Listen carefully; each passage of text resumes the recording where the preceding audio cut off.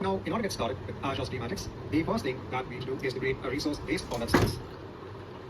So I'll search for the Schematics job, choose this particular service, hit on the create button. Get a very simple process to go and create something known as the Schematics job. I'll choose the existing resource group that I have. Just need to give a unique name, choose my Node application. In terms of the hosting environment, I'll use a cloud. I'll leave the stream units as it is, on storage, don't add any private data. Let's go on review and create. And then go and hit OK. This will take a couple of minutes. Now once the deployment is complete, if I go onto all resources, I need to wait till I have the Schematics job in place. It just takes some time to refresh in all resources. Just keep on hitting on the refresh button. See if we do get the Schematics job in place. And once it's present, you can go onto it, and then you can start working with the Schematics job itself. For now, let's mark it in onto this chapter, wherein we have done the very simple task of creating a Schematics job.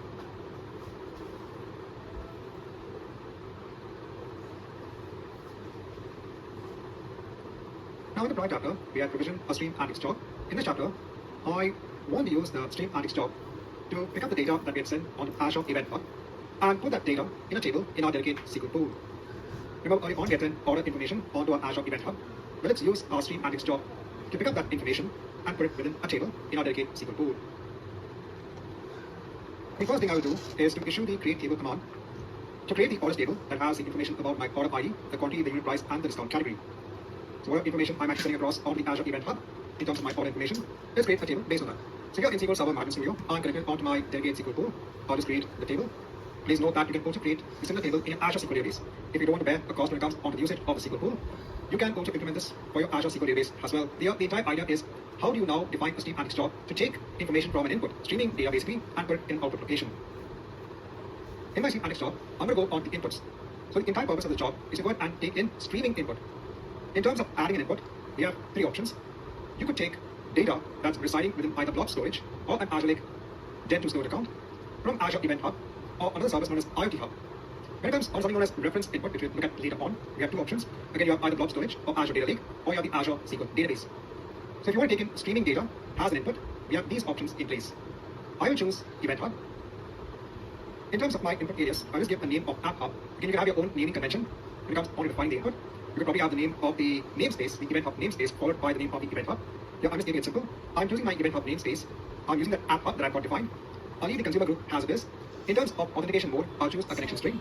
Scroll down. There's something known as the partition key. I'll leave it as it is. I'm leaving the event serialization format as JSON. I'll click on the save button. So the first step is I'm defining an input for my Schematics job to tell from where can we get the information from. It's now testing the input. So this is done. In terms of the output now, so I will take my data and put it within a table in my dedicated SQL pool. Now, if you want to transfer data onto Azure Synapse, for the Schematics, you need to have a storage account set when it comes onto a staging area. I can click on Add Storage Account. I can actually choose my existing Azure Data Lake storage account and then click on the Save button. So Schematics will actually create a container within your Data Lake account, and that's going to be used as the staging area when it comes on transferring data onto Azure Synapse when it comes on a Schematics job. I'll now go onto my outputs. In terms of adding now an output, you can see a variety of options in place. You can transfer your data onto, let's say, Azure Synapse, and again, even onto blob storage and your Data Lake, onto Azure Cosmos DB, etc. So there's a whole list of options when it comes on adding an output. I'll choose Azure Synapse right, for my pool DB. In terms of my areas, I'll just put the name of my table, scroll down, I'll choose SQL Server Authentication, we go over onto my workspace, take in what is the username. So if you are trying this out for the Azure SQL database, choose the output as the SQL database itself.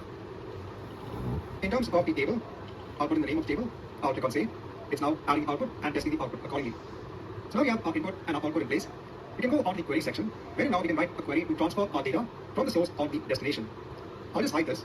Here you can use your simple SQL-like queries, like your select statements, to transfer the data from your source onto your destination. See, that's the power of having the Schematics job in place.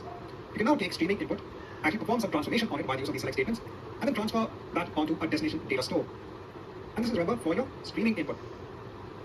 Here, if you scroll down, you have the ability to also look or have an input preview. If I choose App Hub as my input, it's trying to now fetch the events from App Hub. And you'll see that it is giving you the data in terms of the order ID, the quantity, the unit price, and the discount category in terms of table format. If I choose the raw format, it will show the raw format in terms of JSON.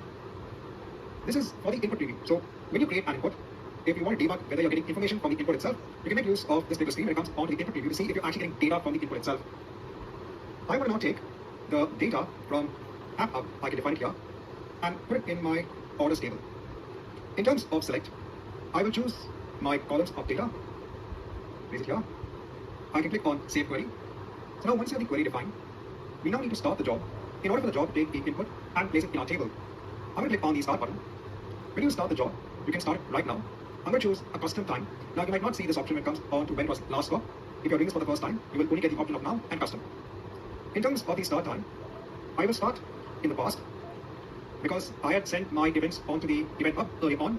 So I want my job to start in the past and taken the data that was sent earlier on onto my event hub. I'll click on the start button. See, when it comes on to working with real-time data, one thing that is very important is the time. The time that the data event gets generated, the time when the event is sent onto, let's say, an ingestion service, such as Azure Event Hub, the time when that event reaches a service, such as a Stream Antics job, and maybe in the end, the time in which it actually reached its destination. When you're working, I said, with real-time data, it's very important to take the time into consideration. So when I ran my .NET program to send my events on the Azure Event Hub, there was a particular timestamp that Azure Event Hub has. That's when the event was registered with Azure Event Hub. When I start my job, if I start with the recent time, that's the time right now, it's only going to start picking up the events from Azure Event Hub with my current time. It will not take into consideration the events that were sent in the past. And because in my .NET program, I set those events in the past, just R was go, that's why in my job also, I should tell my job, please talk to Azure Event Hub and also look at the events in the past, and then it will pick it up accordingly. Now, also one very key note when it comes on the Azure Event Hub service. So if you are familiar with messaging services, so we have sent like 5 events of order information onto the Event Hub. If you look at other messaging systems, once you consume an event, once you look at an event, sometimes messaging systems can go ahead and delete the event. So once you've consumed it, make sure that no other consumer can go ahead and consume the same event. If you're looking at a queue-based system, this is one approach wherein you delete an event or message once it has been consumed. But Azure Event Hub actually serves a different purpose. Here, the events are not removed after they are read. Instead, they are present in the Event Hub for a certain duration of time. Remember when defining the Event Hub, there was a policy when it came onto deletion. So that's where that policy comes into effect. The messages will automatically be removed from Azure Event Hub based on the deletion policy. Also, please note that Azure Event Hub is not a database. It should not be used for long-term storage of events. It is that intermediary service which is used for ingesting your data, and then you have a consumer that could go ahead and consume the events that are in Azure Event Hub. And once your job is actually in the running state, in SQL Server Management Studio, if you now select the information from the orders table, you will see the information accordingly. So let's mark an end onto this chapter, wherein we have defined our first Stream Antics job.